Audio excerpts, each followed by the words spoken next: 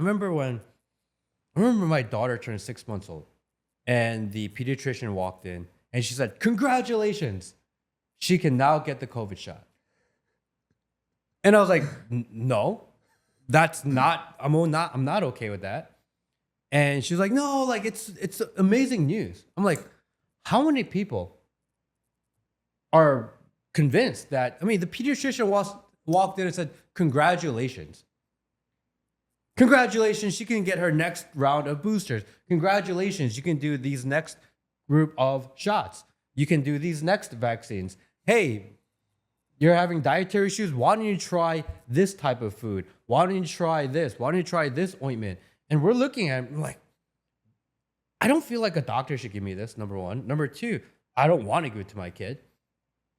They're pushing at you at the very core level, which is pediatricians.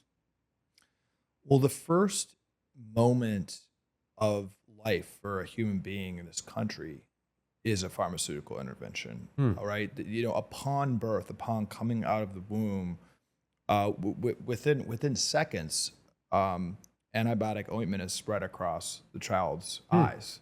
That's just mandatory, essentially. And then within the first hours of birth, it's the Hep B shot, which is an STD. Hep B is an STD or intravenous. You get through intravenous needles through drug use. There's no documented cases of any other ways people getting it than that, and the mom is tested for it. So we desensitize, I think, Americans within the first hours of birth, and then as the pediatric industry is overseeing a metabolic health crisis among children, as I mentioned, where statin rates have doubled in prescriptions. Antidepressant rates have doubled in the past 5 years.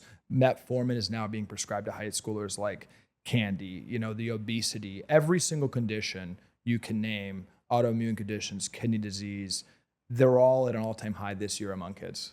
And that's driving 90 to 95% of medical spending. It's driving really the bulk of what's torturing Americans. And yet pediatricians don't talk about that.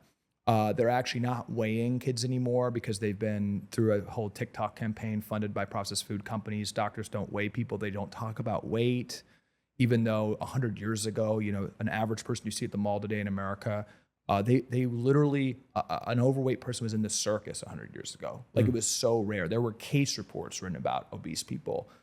Doctors wouldn't see them over their entire career. So in the midst of this kind of happening among kids, all pediatric medicine is whether you're taking pharmaceuticals, and then the American Academy of Pediatrics, which gives them basically required reading on dietary interventions, is literally paid for by Coca-Cola, Cadbury, other processed food companies, and they create guidance saying that the first thing your child should eat is processed puffs, not whole food. So yeah, we've really got some really tough incentives there. And I think our point in the book is when it comes to chronic conditions, anything that's not going to kill your kid right away, but is like a long-term issue like high cholesterol, blood sugar, mental health, the medical system does not deserve your trust.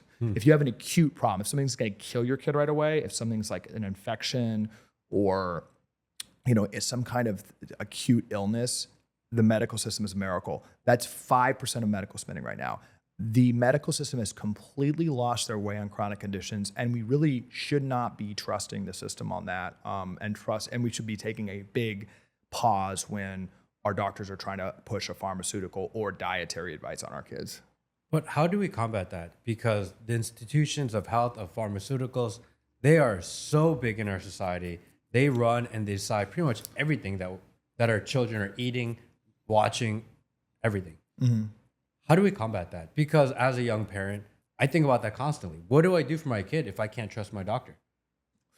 Well, health isn't in the doctor's office. I think the idea of chronic disease management, being in the doctor's office, is a huge, we've lost our way on that. You look at the founding fathers, hundreds of years ago, they lived till their 70s and 80s. When you look at life expectancy, it's really about infectious diseases and childhood mortality. We actually had strong immune system for hundreds of years.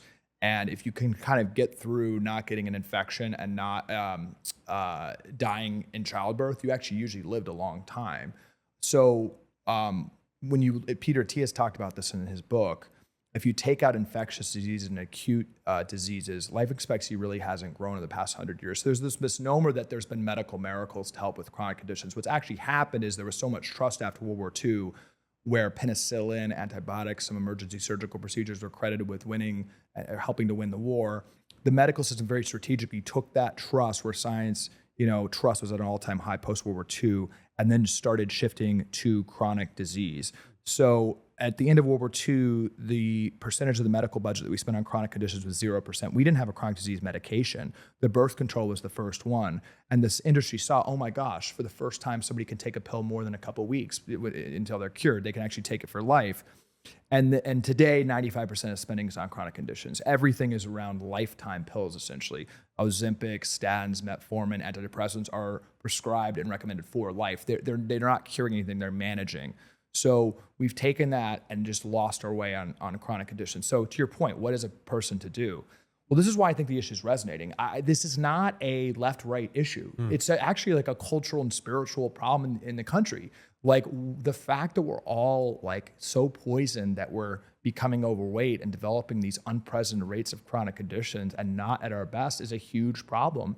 And what do? I don't know. Look at every other animal in the world. There's no animals in the wild that have chronic rates of obesity and diabetes. It's just humans and animals we've domesticated and fed our diets to, like dogs. Dogs have a 60% obesity rate, and they measure depression on dogs. They have over a 50% depression rate. Wolves in the wild aren't obese or depressed. Like what we're doing to ourselves by listening to experts is really causing a huge problem, and it's driven by really broken incentives. So I think, again, this kind of hits on, I think, a larger trend where it's not a left versus right anymore. It's a uniparty that's totally captured by corporate interests, where there's 5 lobbyists for every member of Congress, where the head of the FDA goes straight to being on the boards of pharmaceutical companies, where literally the lifeblood of funding of politicians, of the media itself, of YouTube ads, of really any institution we trust is money from this industry. It's created this gaslighting where parents feel like they can't even, use common sense in what they feed their kids. So that's where this really becomes, I think, a cultural issue where we need to totally unwind ourselves here. We need to eat whole food. Like we need to encourage our kids to move and be out in the sun. Like we need to see that as part of medicine.